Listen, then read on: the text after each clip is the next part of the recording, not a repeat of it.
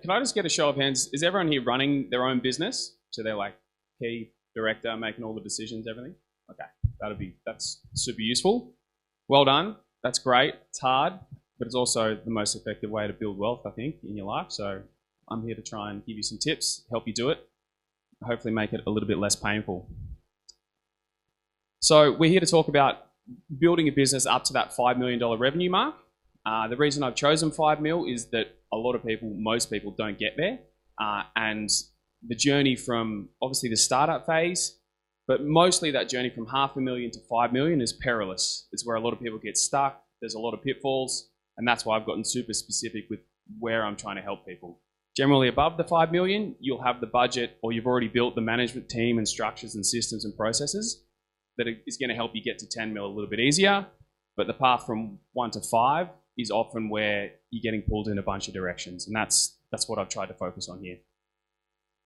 So the 3 core lessons that I'm going to try and display in this talk is a process to try and help you build a profitable business and hit that 5 million number. The first one we're going to talk about, so there's 3 core lessons from the talk today. First one is about fixing your margins and making sure you've got enough revenue. The second one is to solve the cash crunch as you're growing and reinvesting some of that back into the business. And then the third one is when you start thinking like the big players and building real value in your business, thinking about what a buyer looks at when they look at your business, and thinking about the game of business a little bit more, not just looking at your monthly P&L and thinking that's your business. So those are the 3 kind of core lessons that I'm going to break out. This is a quote from Joe Valley, who runs a brokerage firm in the States. He's got a great book called Exitpreneur. Most business owners make at least 50% of the money they'll ever make from the business on the day they sell. So that's often a result of people reinvesting the profits back into the business to help them grow, and often a result of the founder not paying themselves much during that journey, and they see most of the value on the exit. So I think that's a huge number and a really crazy stat, and you need to start thinking about that, what you're building into your business to help you realize a better number on that exit day. And you don't have to exit. I'm not saying everyone does need to. Some people just love a lifestyle business, and it's not the only goal. But I think building these things into your business are timeless. It's going to help you regardless. It'll help you maybe work less hours, things like that. So there's only positives from this. And I should note, it's only for businesses less than 5 years old. If you've run a business for 20 years, maybe that stat's not correct. So what if I offered you 5 million for your business right now? 5 million cash, no earnout. How would that make you feel? That'd be pretty good. That's a life-changing amount of money for most people. It would be for me, that's for sure. That's kind of where I want to help you build. That's the whole through line of what this talk's trying to get at, and that's what I try and help my clients do. Not that exact number, but thinking about that. The bad news is that most businesses aren't set up to be worth that much. That's just a reality. The good news is, I believe, most businesses can if they start to think about these things and start to plan for them ahead of time. So I'm here to talk you through it. We're going to talking through navigating the next stages of growth, growing your business to be worth more than you thought, and then ideally, if you want to exit, achieving that exit number that you've always dreamed of. So what we're going to cover in this talk, I'm going to quickly talk you through the stages of growth, and then we're going to talk about what key steps you need to take to level up in those key stages of growth. And then at the end, the third lesson, we'll be talking about a roadmap towards exit and building that real value, building the equity in your business that someone will want to pay you for. And then this is the sales pitch. I'm open to have a half-hour conversation with the first 2 people of the book to try and work on some of these key problems. And maybe some of the ideas in here have sparked an idea that you want to work on. We can quickly jump into it. So here's the big problem I see. Endless growth, more stuff mindset is ingrained in business owners. It's ingrained in consumerism. It's everywhere in our world. And that's also true in business. So more marketing equals more revenue. More customers equals more profits. More staff equals more successful. Longer hours equals more productive. What I'm trying to do is get us to look inwards a little bit more about what we can do within the engine room to improve things in order to help make growth that little bit easier. So trying to remove this more, and I see it a lot with founders who think that revenue will solve all their problems, but it might just create a bigger one. So the common link is more marketing, more revenue, more profits. But often that link breaks when you take on too many customers. If you're a service business, the team gets stressed and the delivery quality drops, your churn drops up. So it's more is not always a solution. I'm trying to get the engine running really smooth before you level up to that next growth. Because this is what I've seen in my experience. Each stage of growth just creates a new set of problems for you to solve. When you get to 5 million, it'll just be another set of problems. It's another game. You're playing with people on a different level. But there's problems all the way along, and you just need to be aware of what the problems are ahead of time, so hopefully you can have an idea about how you'll solve them. And businesses often stop themselves from growing because they don't address these problems, or they're not aware of the problems, or maybe they're not self-aware enough to know why they're holding their business back. So let's get a bit more specific. Maybe founders often stop themselves from growing because businesses are run by humans. We all have our weaknesses. Do you resonate with any of these problems? Are you the problem in your own business? I'm not going to ask specific questions to any of you, don't worry. These are things that I've seen in helping founders. Co-founders not aligned, co-founder conflict. Where I step in is to help people understand their financials, and that's what the through line of this will be a little bit. Product focused versus team focused is another one I see a lot. People who are great at the product, but eventually, if you want to grow, you're going to need to have a team on the journey, and they're not great at managing a team. So it's two very different skill sets there. No network, shiny object syndrome, which is real. No market-based wage, which is what I'm going to double-click on shortly. And often as you grow, you're navigating that $500,000 to 5, you become a bottleneck. Too many direct reports, you need to build that management layer. And also micromanaging. You're not empowering the team. This is your baby. You don't trust anyone to do the work. Takes too much time to train someone. You're better at it. But what this leads to is poor growth and founder burnout. And I've seen that with 3 of my clients over the past 12 months. Post-COVID, they're struggling because they're trying to do too much. It's really hard. So we're going to try and talk about this today. A quick intro. My name is Michael Walk. I'm a Fishies member, have been for a number of years. My background is accounting, but what I love actually helping is small businesses grow, make a difference in their community. I escaped the corporate world about 6 years ago to help specifically small businesses because it gives me a lot more purpose. I have a bigger impact. So that's what I'm focused on. And the superpower is helping people understand their numbers, but more, what do you do with it? Playing the game of business, thinking about those problems as you grow. And I run a business called Trimline, which is the brand top right. A couple of success stories. Last year, helped a client exit with a 1.3 return on their annual revenue price. That was life-changing for them. They bought a house. It was an amazing event, and that's what brought me a lot of joy. Changing people's lives through these events is amazing, and that's why I get out of bed. That's why I love doing it. This year, I've helped another client, a new client of mine, save $200K with a restructuring strategy. So, yeah, I feel like I've got some runs on the board, and I can talk about this stuff. So I want you to imagine a future for your business where you're not wearing so many hats and constantly having to put out fires. You've got a motivated team who are committed for the long term. You've got a portfolio of happy clients who value what you do and respect your boundaries. Because the boundaries thing, especially with clients, leads to a lot of burnout. You always have enough cash for those surprise costs that pop up.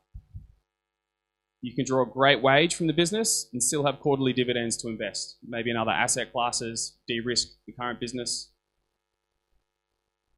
You have some certainty around where you're going and how to get there. And maybe you're even fielding offers for your company because it's profitable and can run without you. That's what happened to the client that exited last year. They got approached because they had a great rep in the market and the bigger player wanted a piece of it. But imagine you refuse that offer because you still enjoy what you do. The business isn't draining you. You're not burnt out. You're not working. You get to choose your hours. That would be a great future. That's kind of what I want to help people build. What's this future worth to you?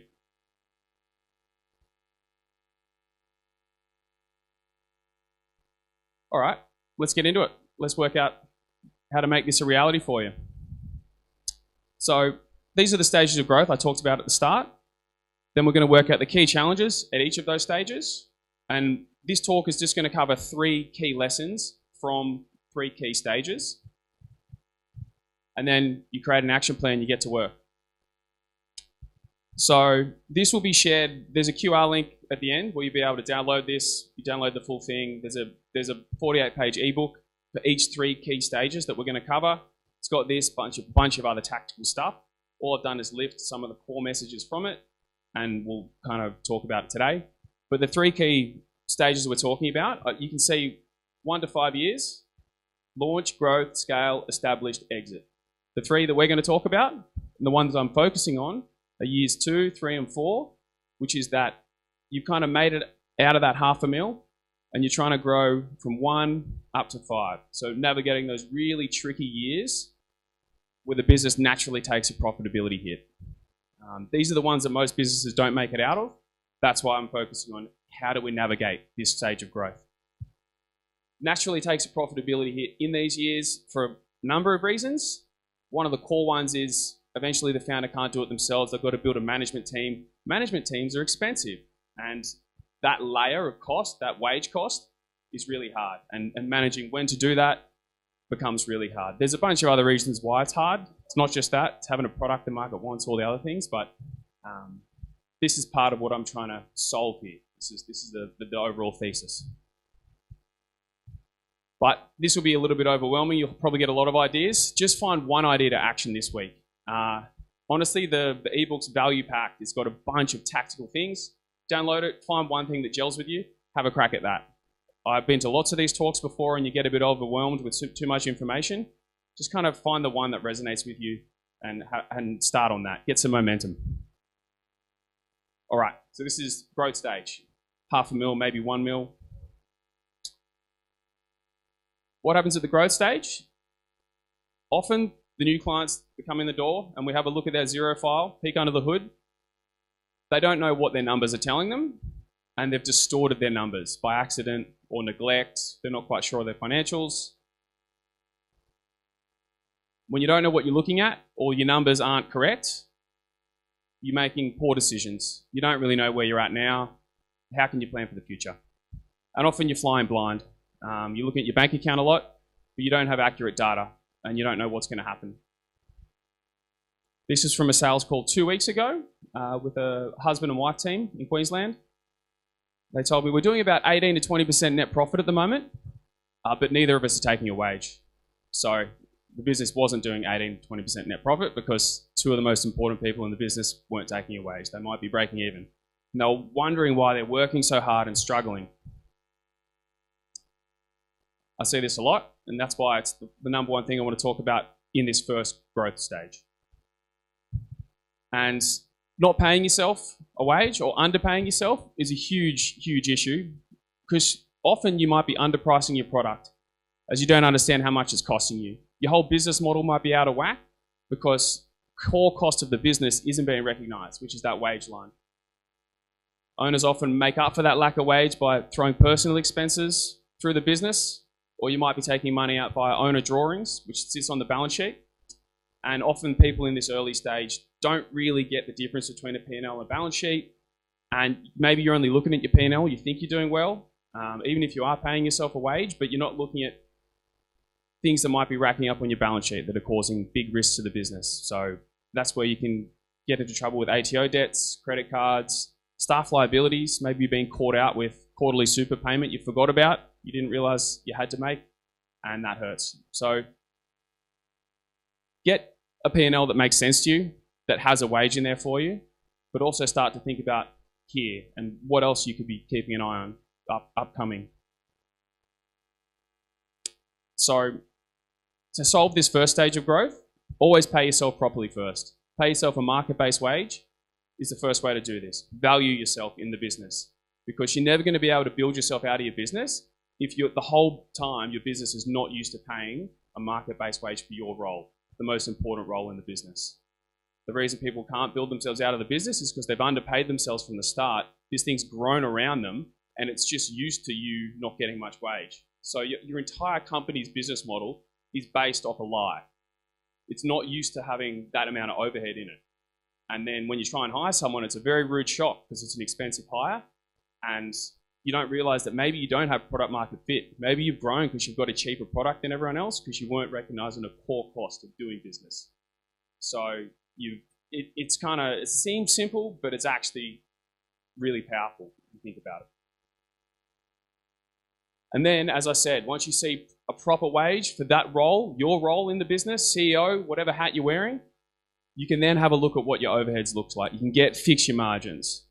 You can actually see what your real product market fit is. Maybe you're going to have to reconfigure what your product is. And the price, obviously the price you're paying it, how you're delivering it, all those things. 2 resources to help you with this. One book that really changed how I look at it is called Profit First. It's a really simple cash budgeting strategy, but it's about paying yourself first. I kind of cover that idea in the ebook that I'll share at the end with a bunch of other tips to help you with this problem.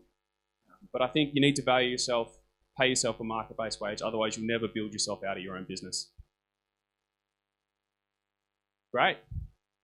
So you think I know the idea, especially in the startup world, you're bootstrapping, you need to be hustle, you don't pay yourself to help yourself grow. I kind of get it from maybe 0 to 200K, like early stages, but eventually when you're moving to $500,000 up to 1, you need to change that mindset a little bit. It's the exact opposite. You have to have a sustainable business model first before you try and scale your top line, or you're just scaling your problems. And I've seen clients get into this problem exactly. So know what actually your business model is before you try and build it. Because often you're broke or you don't have any cash, so you try and win a few more clients, but it's just compounding a broken business model. All right, we're at stage 2 here. We'll call this 2 million, trying to move towards 4, I guess, the scale stage.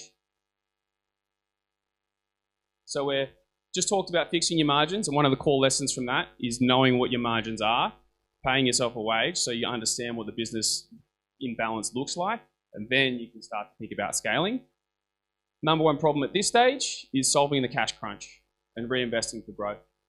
Getting an understanding that's kind of like next level up in terms of business owner skills, and it's not immediately obvious to a lot of people. So let's talk about that one now. What happens at the scale stage? What got you here won't get you there. Your top line revenue number is a vanity metric. Can anyone answer what number on a P&L that the big players look at, the experienced operators? What number instead of revenue do people look at? Well done. Gross margin, correct. That's the one a lot of people are more interested in. Yeah, depending on the business model and stuff, that can move depending on where you're putting costs, but gross margin is showing you how efficiently you're delivering your services and how much you got left after delivering all your services. So yeah, revenue is a bit of a vanity metric, especially if you've got a bunch of pass-through costs there. I deal with a lot of digital agencies, and often when they come in the door, they manage media spend for clients. So they're doing Facebook and Google ads for people, and they're like, yeah, we're a $4 million business, but like $1 million of that is nothing. It's a pass-through cost. So it's a rude shock when I show them actually how big their top line is. And to be honest, what I'm really trying to talk about, that's just a side point. It's how quickly you can turn this into cash in bank. So when you make the sale, when does the cash arrive into your bank? And the quicker you can shorten that time frame down, the easier it's going to be to grow, the more you have on hand. Here's an idea. Here's a great quote. And honestly, if the only thing you take out of this talk is reading this book, I highly, highly recommend it. It's more about like personal investing and managing your own wealth, but it's honestly a really great book. It's called The Psychology of Money. Spending money to show people how much money you have is the fastest way to have less money. Now, it sounds simple, but it's actually really deep. We're wrapped up in consumeristic culture where we all want to look good and we all want to feel good, and that ego creeps into business, especially when we get to this stage as well. But it's really true. Wealth is hidden. So this leads to a common issue, the appearance of success. So do we need that high head count? Do we need that fancy office or a nice car to prove our business is a success? I do a bunch of networking things, and often the question that comes in, it's subtle. It's not the first question, but it comes in is, how big's your team? And that's people gauging whether they think you're a big business or not, or whether you're successful or not. So it's there. I experience it. And then I've got clients they paid way too much for a fit out. They moved into an office before they needed to. It's an anchor on their growth. So that appearance of success can be a real tricky one to navigate. And our cash flow disappears. And this is how businesses disappear. You run out of cash, game over. So it's a series of bad decisions in the past that then catch up with you, and maybe you have a sharp downturn for a couple months, and that cash runs out. So wealth is hidden. It's income not spent. It's an option taken to buy something later. So what I'm trying to get across here is build some cash reserves. You need it for this scale stage. You need to have a really good cash conversion and have some cash reserves for hidden costs. So you've done a lot of work to get to this stage, that 2 million mark, but you've got to get serious and plan for your future. Hands up, have you ever gotten a tax bill for last year's result, but you've got no cash to pay it? Or as a quarterly tax bill, your business activity statements come up and you're like, geez, where am I going to find that money? You're not alone. A lot of people have that exact same experience. Where does the money go? Here are some examples that I've seen. Owner greed. You might boost your dividend payment because you think you've had a good year, but you haven't thought about the taxes you need to pay on that or reinvesting for your growth. I see it in team costs, a big line in most businesses. You think your growth will continue forever. You make some expensive new hires to keep up with that growth, but maybe the growth tails off and you're stuck with a full-time hire. You don't know what to do. This is like a double negative, this one. So you hire the wrong person for the expensive middle management role. You know, I said at the start, building to that 5 mil, you need to build a team around you. You make that wrong hire. Maybe that person has a corrosive impact. They ruin your team culture. And a bunch of your other team are unhappy. It has add-on effects. And business ego. That's what the quote at the start was trying to get at. You get that expensive office or your fan's car, the leased car. You put it through the business to save taxes, or you put a bunch of other stuff through your business to save taxes, which I see all the time. But you're draining your business of cash. And if you want to have that cash to reinvest in growth and get you to that 5 mil, you need cash in the business. So you're not saving money by spending money to save taxes. It's another one that I see often it's no bueno. Here's what you need to do to solve this middle stage. Reduce your cash conversion cycle and build cash runway first. And that means reducing the time it takes from making a sale to cash in bank. And that's going to help you because a growing business is a hungry business, and having cash runway is going to help you meet those ATO debts. It's going to meet those BASs. You have the cash there. You don't get in a spot where you need to put that on the credit card, and then you're in a real tricky spot. Second one, check your ego. Stay humble, stay lean. Ask yourself, for every dollar you're spending, is spending this money creating value for my customers? Remember the big picture of why you're doing this. Is this moving us towards our ultimate goal? And if you want to scale, true wealth lies below the surface. We all like to wear, some people like to wear a fancy watch to the bar. It's not as cool to just get out your CommBank app and show them how much compounding interest you're getting on your cash, but that's really where the true wealth lies. It's below the surface, it's not seen, it's not in the fancy office, it's in the disciplined mindset. All right, this is the third stage, the established stage. So, talked about fixing your margins, solving the cash crunch. Now it's time to build real value in your business. These are things, although it's the third step in this talk, these are things you can start doing now and you should start thinking about now. These are things you can work on already. So if you are in the established range, that's about a $4 million business pushing to 5. If you're here, well done. Not many people get there, and you've done a great job.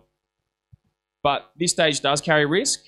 And the main one that I've seen and experienced is a lack of understanding about value creation. As I said at the start, it's about what does a buyer look for in your business, trying to switch your mindset a little bit. The hard truth here is that your business value is not being captured. Remember when I said, what do you think your business is worth? Would you get 5 million for it? This is where owners struggle to capture the value of their business. And owners deceive themselves about how much they think their business is worth. They put a lot of sweat equity into it. Maybe you've been underpaying yourself for years and you feel like you need to get a price to make up for it.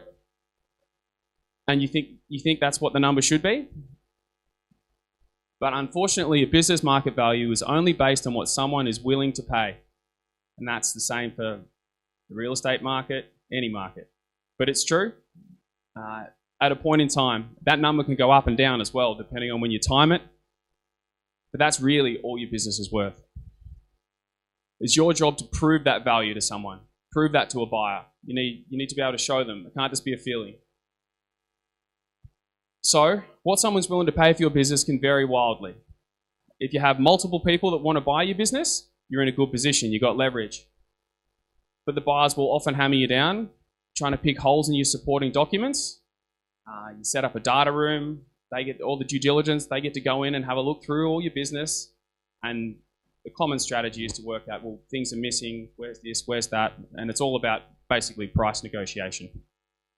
But if you can think about this ahead of time, build that value ahead of time, and you've got a story you can tell and you can prove it, you're going to achieve a bigger number.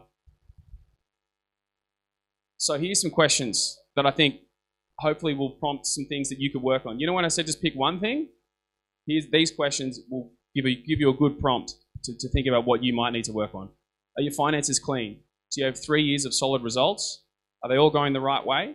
Or do you have a bunch of personal stuff you're putting through the business that you'd want to take out before you show someone?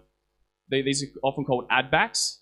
But if you've got a clean set of books that is just what the business is doing operationally, it's much easier to show a potential buyer. If you say, oh, I need to take out the 6 cars I'm putting through the business and then the holiday I paid for, like, it's messy. People don't immediately want to buy a business like that because they don't know what else is going through the business either. So you need to start thinking about, are your finances clean? They often want 3 years, sometimes 2, but more the better. Can you promise risk-free future cash flows? And this is above the return an investor can get in the bank or the bond market. You need to convince someone to take their money out of a safe bank, paying them 4%, buy your business for a reason. So how risky is the money? People don't want to buy a job. If you're still doing everything in your business, they're just buying themselves a job. They're not buying a business. So you need to have built yourself out of it. But how risky is the future cash flows of your business? That's why you need to have clean finances with 3 years of results. That gives people more certainty that the money's not just going to disappear when you leave. And when we talk about multiples for business, it's got to do with how risky the cash flows are. The multiple will go up and down based on how risky that cash flow is. Another one, are you positioned strategically in a market or technology that's appealing to bigger players? Often a common exit strategy is just appealing good to a potential buyer that you know ahead of time. ChatGPT is a great one that just got swallowed up by Microsoft. Do you have all your legal contracts in place? So this is with customers, staff, suppliers. That's something that everyone wants to see in the data room. It's boring. No entrepreneur really wants to think about that, but it's kind of necessary. You're building towards it. Do you have a wide base of customers? None of them make up more than 15% of your overall revenue.